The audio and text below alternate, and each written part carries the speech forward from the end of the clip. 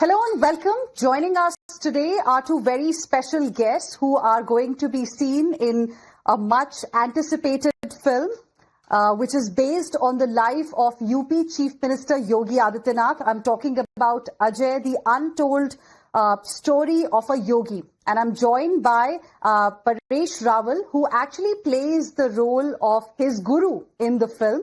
And we are also joined by Dinesh Lal Yadav, popularly known as Niraua. Thank you very much, both of you gentlemen, for speaking with us here on Times Now. Mr. Paresh Rawal, firstly, I want to ask you, because, you know, the subject of this film is very interesting. This movie, inspired by the book The Monk Who Became Chief Minister by Shantanu Gupta, is actually based on the life of Uttar Pradesh Chief Minister Yogi Adityanath. I want to ask you firstly, why do you think this story needs to be told today? Because it needs to be told, because it's an exciting story about Yogi. And he came from a village, a small humble background से आया आदमी, गरीब परिवार से आया आदमी, कितना संघर्ष किया है उन्होंने जवानी में, और वहां से बाद में सीएम बने. वो तो कहानी बड़ी इंटरेस्टिंग है. And specially he is the CM of UP, जिस यूपी के बारे में हम जानते थे और जानते हैं वो क्या था और अब क्या हो रहा है. ये जो बदलाव है, बदलाव किसकी वजह से हुआ है, ऐसे आदमी की कहानी तो जानना आवश्यक हो जाता है. That is right, it's a very exciting story. Okay Dinesh ji, हमने ट्रेलर देखा तो हमें थोड़ी क्लैरिटी चाहिए. आपके मुंह से हम सुनना चाहेंगे कि आपका क्या कैरेक्टर है इस फिल्म में. मैं इसमें जो किरदार निभा रहा हूँ वो वही है जो आपका किरदार है, पत्रकार. और मैंने उसमें योगी जी के साथ में जो पत्रकार की भूमिका है उसी को निभाया है. ओके. और आप दोनों से ये सवाल एक पूछना चाहेंगे, आपके जो रिस्पेक्टिव कैरेक्टर्स जिनको आप प्ले कर रहे हैं वो बहुत ही अहम है इस पूरी कहानी के लिए, इस पूरी फिल्म के लिए. इसकी तैयारी किस तरह से हुई थी? क्या योगी आदित्यनाथ जो यूपी के चीफ मिनिस्टर हैं उनके साथ भी आप दोनों ने कुछ समय बिताया था उनके किरदार को समझने के लिए? योगी जी के साथ समय बिताने के तो बात दूर की है रही, उनको देखने का भी मौका नहीं मिला, तो बात करने का भी मौका नहीं मिला, ही ना ही मिल पाए हैं. जो किताब के अंदर जो डिस्क्रिप्शन था उस किताब को हमने फॉलो किया है, और उनका गेटअप वगैरह जो है उनके गुरु का. अहम बात ये थी कि एक कैसे आदमी रहे होंगे, कि उन्होंने इस लड़के में क्या देखा होगा कि उनको ग्रूम किया, संस्कार दिए, उसको साथ दिया, वहां से उठाया बिठाया, और यहाँ तो कैसे किया कि ये पूरा जो समर्पित है योगी जी, जो उनके वैल्यूज हैं देश के प्रति काम करने का, ऐसा कैसे देख लिया होगा उन्होंने, और कैसे संस्कार दिए कि योगी जी में संस्कार आखिर तक आपको दिखेंगे. उस किस्म का कैरेक्टर है, गुरु का कैरेक्टर है. स्पेशली जब हम ट्रेलर देख रहे थे उसमें एक बड़ा पॉपुलर डायलॉग है, एक रहोगे तो सेफ रहोगे. ये एक स्लोगन भी बन गया चुनाव से पहले. आपके हिसाब से कितना जरूरी है आज की अगर हम स्थिति की बात करें, और इसीलिए मैंने जो पहले सवाल भी पूछा था कि कितनी जरूरी है आज के टाइम में एक UP chief minister Yogi Adityanath की कहानी को सुनाना, बिकॉज कहीं ना कहीं लोगों से कनेक्शन भी एक उनका एक अलग तरीके से नजर आता है. आपकी क्या अंडरस्टैंडिंग है इसको लेकर? मुझे लगता है कि अगर देश के लिए कोई भी व्यक्ति सोचता है, वो चाहे किसी भी फील्ड का हो, चाहे वो पत्रकार हैं, चाहे वो नेता हैं, चाहे कोई बिजनेसमैन है, कोई भी व्यक्ति अगर अपने देश के हित के बारे में सोचता है तो वो यही बात करेगा, क्योंकि ये अनेकता में एकता का देश है. भारत को जाना ही इसलिए जाता है कि ये अनेकता में एकता का देश है. तो हम अगर सब लोग एक रहेंगे, एकजुट रहेंगे, तो हमारा देश तरक्की करेगा, जैसे आज कर रहा है, आगे बढ़ रहा है. तो निश्चित रूप से ये जो आइडियोलॉजी है इसको तो फॉलो करना ही चाहिए हम सबको. Okay. Paresh Rawalji, now, I want to talk to you a little bit about your character and the way, the whole film was shot and all. And, in your words, from his time in the ashram to the disciplined lifestyle that he had, everything left a strong impact on me. Did playing a guru in this particular story make you reflect on your own life's philosophy or personal discipline? Yes of course. तो इस किस्म की discipline life, इस किस्म की समर्पित होने की भावना, इस किस्म का गोल लक्ष्य रखना और बिल्कुल देश के लिए काम करते रहना, आगे बढ़ते रहना, ये of course huge impact on my life and my thinking as well. तो बड़ा भारी असर हुआ है, ये मैं कह सकता हूँ।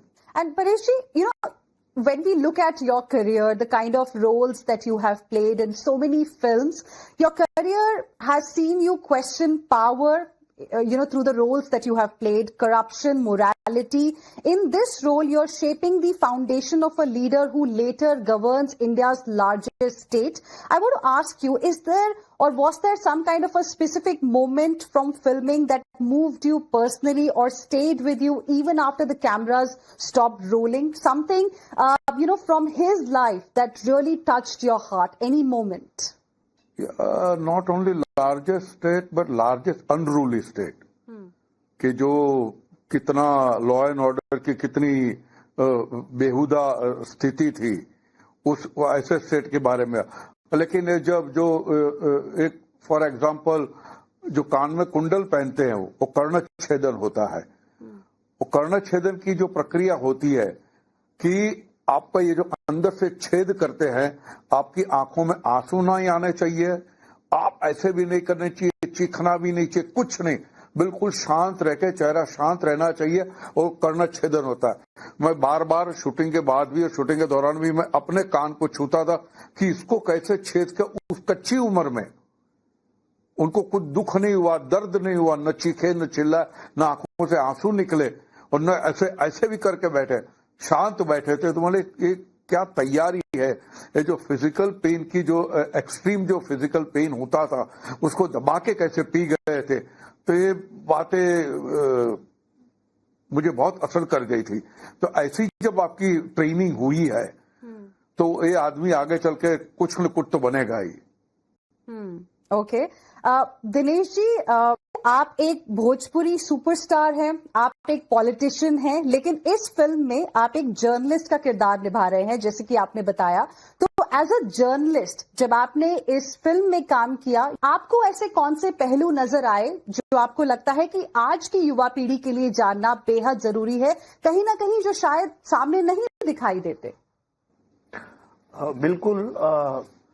मैं योगी जी से मिलने के बाद जितना उनको जानता था, ये जब स्क्रिप्ट मैंने पढ़ी, इसके पहले मैंने किताब पढ़ी, तो वो पहलू जो मुझे भी नहीं पता था, तो मुझे ये बात समझ में आई कि जो बात मैं उनके साथ रह के मुझे नहीं पता है, तो ये और लोगों को तो और भी नहीं पता होगी, तो उनको ये जानना जरूरी है, उनको पता चलना चाहिए कि बहुत लोगों के मन में सवाल होता है कि एक योगी हैं और वो सत्ता में बैठे हुए हैं, तो उनकी मनोदशा क्या होगी बचपन से लेके वहां तक पहुंचने की, जो उनकी सोच जो है वो किस तरह से, जैसा कि परेश सर ने कहा कि गुरु ने उनके अंदर वो कौन सी बातें देखी कि उनको चुना कि इनको अगर ये हम भार सौंपते हैं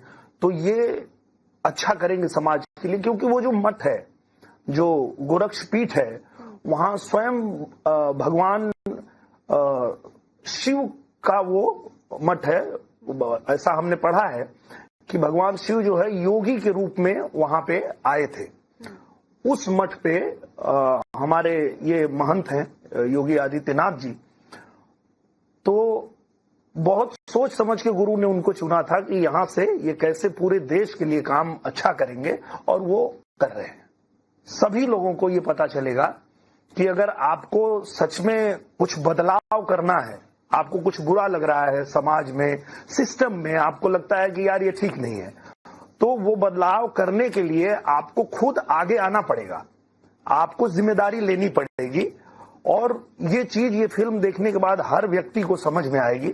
तो मुझे लगता है कि आप सबको ये फिल्म देखनी चाहिए और ये फिल्म देख के आप बहुत कुछ सीख पाएंगे। ओके, परेश रावल जी, मैं आपसे ये जानना चाहूंगी कि इस कैरेक्टर, ये जो कैरेक्टर आप प्ले कर रहे हैं इस फिल्म में, as compare to this one, आपको लगता है ये सबसे मुश्किल था आपकी जिंदगी के लिए, या फिर कोई और कैरेक्टर रहा as compare to this one जो ज्यादा आपके लिए पोर्ट्रे करना मुश्किल रहा? मेरे लिए पोर्ट्रे करना सरदार पटेल का कैरेक्टर काफी कठिन था। और ये कैरेक्टर तो है ही उनके गुरुजी का, लेकिन उसमें मुझे उतनी दिक्कत एज एन एक्टर नहीं आई थी, सरदार पटेल के कैरेक्टर में आई थी, क्योंकि वो पीरियड के बारे में मैं जानता नहीं था। मैंने पढ़ा था और अपने आप को ग्रूम किया था, तैयार किया था, of course with the help of हमारे डायरेक्टर केतन मेहता साहब। बट इसके अंदर तो आजू बाजू के लोग थे, जैसे दिनेश जी हैं, बाकी के लोग भी जो थे वो भी, और योगी जी को हमने देखा है, उस समाज को देखा है हमने, उस टाइम को हमने देखा है, तो उतना मेरे लिए डिफिकल्ट नहीं था ये कैरेक्टर पोर्ट्रे करना। फिल्म जो है पहले it was suppose to release on 1 अगस्त, लेकिन अब सितंबर 19 को रिलीज हो रही है, क्योंकि काफी हर्डल्स का सामना करना पड़ा था। सीबीएफसी ने 29 के करीब कट सजेस्ट करे थे, सर्टिफिकेशन देने से मना कर दिया था, फिर मामला बॉम्बे हाई कोर्ट में गया और उसके बाद फाइनली फिल्म को क्लियरेंस मिली। तो आप ये जो हम आजकल एक ट्रेंड देख रहे हैं, कई ऐसी फिल्में आ रही हैं जैसे कि छावा हो, बंगाल फाइल्स हो, इमरजेंसी हो, उदयपुर फाइल्स हो, सब में कहीं ना कहीं पहले कुछ किसी तरीके की दिक्कतें, हर्डल्स हमें देखने को मिली हैं। आप किस तरह से देखते हैं? Is this a sign of intolerance या फिर क्रिएटिव फ्रीडम पर अटैक है? परेश रावल जी। नहीं, इनटॉलरेंस एंड क्रिएटिव फ्रीडम पे अटैक ऐसे बड़े बड़े अल्फाज में यूज नहीं करूंगा, ये तो गलत बात हो जाएगी। आपका सवाल सही है, आदमी गलत है। ये सवाल आपको सेंसर बोर्ड से ही पूछना चाहिए कि क्यों ऐसा करते हैं या क्यों ऐसा नहीं करते। कुछ फिल्मों के लिए, कुछ फिल्में ऐसी की ऐसी निकल जाती, कुछ फिल्मों के लिए। और जबकि इस फिल्म के लिए खास बात यह है कि ये किताब तो कम से कम 9-10 साल से है मार्केट में, लोगों ने पढ़ी है, इसमें कोई दिक्कत वाली बात नहीं, कोई ऑब्जेक्शनेबल कंटेंट नहीं है, और फिल्म बनी है उस किताब के ऊपर आधारित। तो उस बात को लेकर क्यों ये सब हुआ, ये सारे सवाल आपको सेंसर बोर्ड को ही पूछने चाहिए। आपने कहा सवाल सही है, गलत इंसान से ये सवाल पूछा है। मैंने ये सवाल आपसे स्पेसिफिकली इसलिए पूछा है परेश रावल जी, क्योंकि मैं कैसे जवाब दूं, वो लोग क्या नहीं, सुनिए, वो क्या सोचते हैं, उनका क्या नजरिया था, उसके बारे में मैं कैसे जवाब दे सकता हूँ? वो ही जवाब दे सकते हैं। जी, मैं आपसे पूछती हूँ कि मैं आपको बता दूं, मैंने आपसे सवाल पूछा क्यों? दरअसल सवाल सही है, लेकिन आदमी गलत है। अच्छा, मैं आपको बताती हूँ मैंने आपसे सवाल क्यों पूछा। मैंने आपसे सवाल इसलिए पूछा क्योंकि एक अगर फिल्म की बात की जाए तो उसमें एक एक्टर है, काफी सारे एक्टर्स हैं, सपोर्ट स्टाफ, डायरेक्टर, बहुत सारे लोगों की मेहनत लगी होती है। तो एक एक्टर जो है इस पूरे मामले को किस तरह से देखता है? बात समझ गया, सॉरी, नहीं, मैं सारी बात समझ गया। ये बात है जो आप कह रही हैं, वो अदालत ने भी कही है कि भैया न बुक पे कोई ऑब्जेक्शन था, बुक के ऊपर आधारित है, तो फिर क्यों ऑब्जेक्शन लेते हो? अदालत ने तो 2 बार कहा था कि फिल्म देखिए, बाद में अदालत ने रिफरेंस भी किया, फिल्म एग्जामिन कीजिए, ये भी नहीं देखिए, नहीं एग्जामिन कीजिए। फिर अदालत खुद देखने बैठी, फिर अदालत ने कहा कि हम पास कर दे, नॉट अ सिंगल कट। ये तो सब जानते हैं हम। इसके लिए आपका सवाल तो सही है, लेकिन ये सब किया किससे और क्यों किया, वो उनसे ही पूछना चाहिए। हम तो भुगत रहे थे, हम कैसे जवाब दे सकते? करता हरता तो वो थे।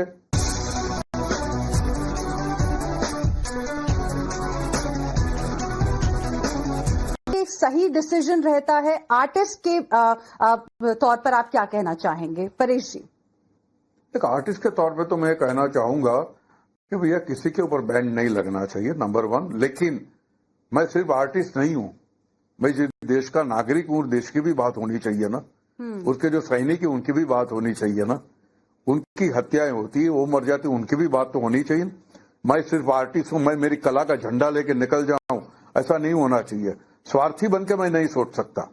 तो ये जो है बैन किया गया है वो सही बात है, वो होना चाहिए।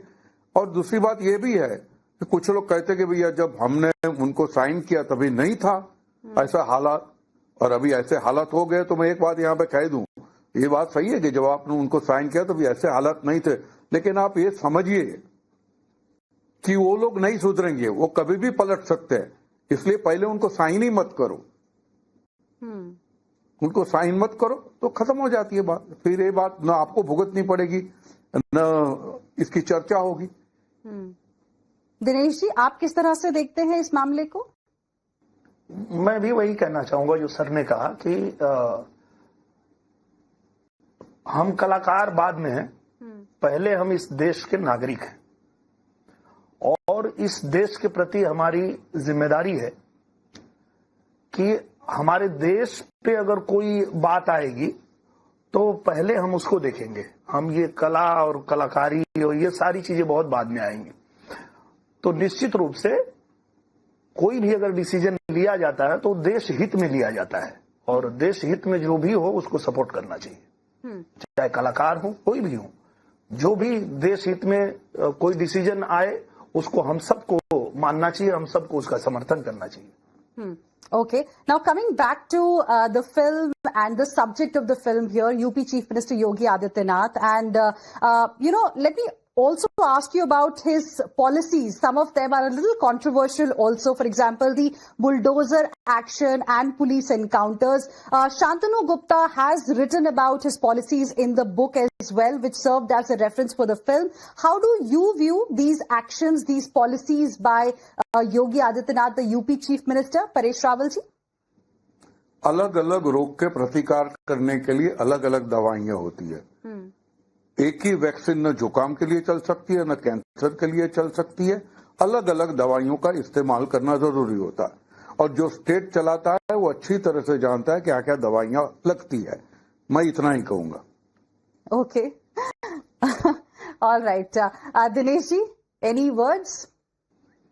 बिल्कुल, मैं भी यही कहना चाहूंगा कि उत्तर प्रदेश जिस तरह से बहुत एक बड़ा प्रदेश है, आप सब जानते हैं, और वहां तो जब भगवान आए, भगवान रामचंद्र जी भी धनुष बाण साथ में रखते थे। हमारे कृष्ण जी को भी चक्र सुदर्शन उठाना पड़ता था। हमारे भगवान शिव को भी त्रिशूल रखना पड़ता है। तो अगर इतने बड़े प्रदेश को चलाना है तो वो एक हाथ में माला है तो दूसरे हाथ में भाला तो रखना पड़ेगा। ओके, एक आखिरी सवाल before I let you go. अगर योगी आदित्यनाथ की बात करें तो उन्होंने जो ये स्लोगन दिया था, एक रहोगे तो, that became a popular slogan later, ये उन्होंने तब दिया था जब हम बांग्लादेश में अनरेस्ट देख रहे थे। अभी कुछ दिन से नेपाल में भी स्थिति काफी हद तक बांग्लादेश जैसी ही नजर आ रही है, और जब नेपाल में हालात खराब हुए उस वक्त भारत में कई नेता जो हैं, उत्तर प्रदेश से भी जो नेता हैं, उन्होंने कहा कि India could be next. Paresh Rawal ji, आप किस तरह से देखते हैं इस तरह के जो बयान आते हैं? मैं तो अभी जिन नेताओं ने बयान दिए हैं उनके बारे में सब जानते हैं। एक हमारे वहाँ I don't want to go more into deep into it, but मैं नहीं समझता हूँ ये हमारे वहाँ ऐसे हालत। कुछ लोग करना चाहते हैं लेकिन होंगे नहीं, वो कर नहीं पाएंगे। ये सवाल सिर्फ इसीलिए पूछा गया था क्योंकि योगी आदित्यनाथ की बात करें तो वो एक स्लोगन आता है, और क्योंकि वो बांग्लादेश क्राइसिस के टाइम पर आया था और आज भी स्थिति कहीं ना कहीं वैसी ही नजर आ रही है नेपाल में। उन्होंने जो स्लोगन दिया था वो तो अच्छी बात है ना। वो स्लोगन दिया तो अच्छी बात है ना, एक रहोगे तो सेफ रहे, कौन सी बुरी बात है?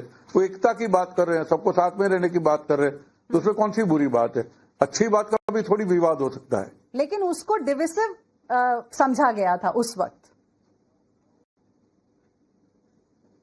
नहीं, वो तो मैं कहता हूं ना, हमारे वहां तो है। सिर्फ हम कलाकार है ऐसे नहीं है, बाकी के भी कलाकार बहुत है। Okay. Dinesh ji, what are your thoughts on this? अब मैं तो यही कहता हूं कि इसको पॉजिटिव वे में ही लेना चाहिए हम सबको, क्योंकि हम सब जानते हैं कि भारत की पहचान ही यही है, अनेकता में एकता का देश है। और निश्चित रूप से हम जहां भी रहते हैं, चाहे हम यहाँ फिल्म बना रहे हैं, चाहे हम कहीं कोई व्यवसाय कर रहे हैं या कुछ भी कर रहे हैं, अगर हम एकता के साथ रहते हैं, एकजुट होकर रहते हैं, तो हम सुरक्षित रहते हैं। इसमें कोई इसको नेगेटिव वे में लेना नहीं चाहिए। Okay. हमारे ऊपर हमारा देश तो ऐसा है, ऐसे लोग हैं कि ट्रम्प जब सब लगाते हैं तब भी खुश हो जाते हैं। ये समझ में नहीं आता है, अरे भैया अपने देश की बात हो रही है और ट्रम्प की गोदी में बैठ जाते हैं। ऐसे भी लोग हैं, तो इनका क्या करें, इनका कुछ नहीं हो सकता। All right, we leave it there. Thank you very much, Paresh Rawal ji and Dinesh. Appreciate you joining us here on Times Now.